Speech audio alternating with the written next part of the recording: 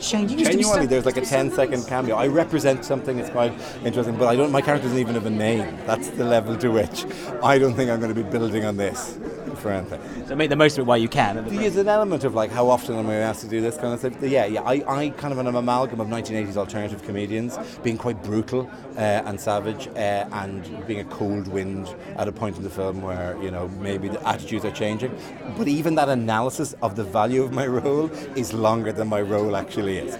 But you still went method, presumably. What I wanted to do is start telling people about scenes that would then when you watch the film go, my God, they cut it out. How embarrassing for him. Because he spent 10 minutes in the interview telling me about the helicopter crash that he pulled Paul Raymond out of, and then he gave him a kidney, and all this kind of stuff, none of which then made the final film. You know, that's actually probably slightly more interesting at a human level. The person thought they were in the film, and then they're reduced down to one tiny scene. The DVD's going to be great, though. Oh, it's amazing. The extras, oh my God, the bit where and they literally opened me, they actually used my real kidney for that scene, and they took my actual kidney out and replaced it. So it's I'm very much the method actor for this kind of stuff. No, it's gone, bang, gone. And generally, this story, I mean, it sounds like a lot of fun to work on set, because apparently there was a lot of drunkenness and nudity on set. Yeah, not the day I was there. It was really noticeable. It was like a really cold Thursday morning in Battersea that I was doing it. But there were no boobs at all. And I think it was Coogan said to me, "You may ask for this." I said, "Wow, it's a lot of."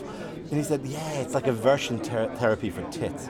It really is just a lot of naked flesh. And really by about two you're going, yeah, I get it. This actually must have become quite functional for them. Now, the day I was on set, none of that was happening. It was me and a load of young people pretending to be alternative comedy fans in the 80s, just shouting up at each other. The greatest audience you ever want as a comedian is the audience whose job it is to act as if you're really funny in take after take after take. They're the unseen heroes in this thing. Good for the ego.